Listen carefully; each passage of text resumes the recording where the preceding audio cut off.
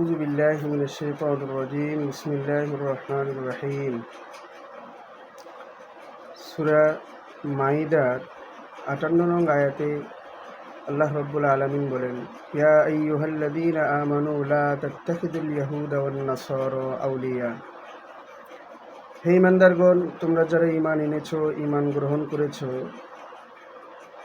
কখনোই তোমরা ইহুদি নাসারা মুশরিকদেরকে বন্ধু মনে করো না। কেন মনে করব না? কারণ যারা মুসলমানদের চূড়ান্ত পর্যায়ের দুশমন। তাহলে তারা কি? বা'দুহুম আউলিয়া বা'দ, তারা পরস্পরে হচ্ছে বন্ধু। তারা হচ্ছে মুসলমানদের দুশমন। বা'দুহুম আউলিয়া বা'দ, তারা হচ্ছে পরস্পরে বন্ধু। অর্থাৎ পৃথিবীতে ইহুদি নাসারা মুশরিক যারা আছে তারা সবাই উভয়ের বন্ধু, কিন্তু তারা মুসলমানদের চূড়ান্ত পর্যায়ের দুশমন। শেষ অংশে বলেন, ওয়ামাই ইয়াতাওয়াল্লাহুম ফাইন্নাহু মিনহুম, যারা ইহুদি নাসারাদের মতো চলাফেরা করে, ইহুদি নাসারাদের কৃতি কালচার গ্রহণ করে, তারাও ইহুদি নাসারাদের মধ্যে গণ্য হবে। নাউযুবিল্লাহ। অন্যত্র হাদিসে রাসূল পাক সাল্লাল্লাহু আলাইহি ওয়াসাল্লাম বলেন, মান তাশাব্বাহা মিনহু ফাহুয়া বিকওমিন, যে জাতিকে মহব্বত করবে, হাসরের ময়দানে সে জাতির সাথে কিয়ামতের দিন হাসরের ময়দানে তাকে উপস্থিত হতে হবে।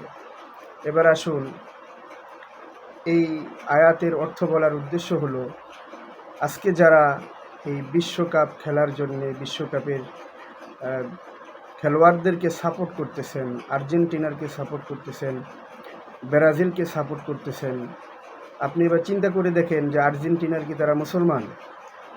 ব্রাজিল কি তারা মুসলমান? না, কখনোই না। তো রাসূলুল্লাহ সাল্লাল্লাহু আলাইহি সাল্লামের হাদিসের দিকে তাকান, যে জাতিকে মহব্বত করবে হাসর নাসর তার সাথেই তার হবে, সোজা কথা। তো আপনি মুসলমান হয়ে আপনার বাসায় আর্জেন্টিনার পতাকা, আপনার বাসায় ব্রাজিলের পতাকা, আপনার বাসায় থাকার কথা প্রথমত কালিমার পতাকা, দ্বিতীয়ত স্বাধীনতার, এই স্বাধীন দেশের স্বাধীনতার সার্বভৌমত্বের লাল সবুজের পতাকা, সেটা না করে আপনি ইহুদি নাসারাদের মুশরিকদের, আর্জেন্টিনারের, ব্রাজিলের, বিভিন্ন রাষ্ট্রের মুশরিকদের পতাকা ঝুলিয়ে রাখছেন। এটা কখনোই উচিত নয়।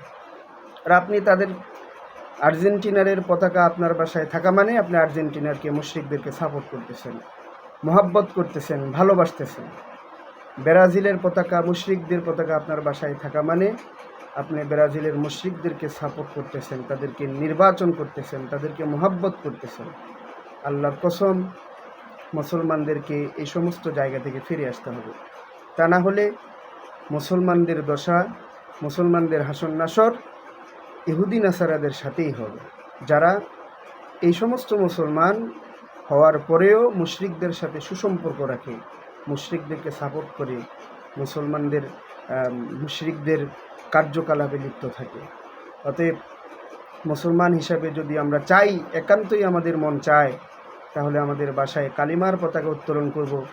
দ্বিতীয়ত যদি করতে হয়, আমাদের দেশের স্বাধীনতার সার্বভৌমত্বের যে লাল সবুজের পতাকা আছে, এটা আমরা উত্তোলন করব। আমরা আর্জেন্টিনার, ব্রাজিলের পতাকা নামিয়ে ফেলব ইনশাআল্লাহ। আল্লাহ তাআলা আমাদের সকলকে হেফাজত করুক, কথাগুলো মানার তৌফিক দান করুক। সকলে বলুন আমিন।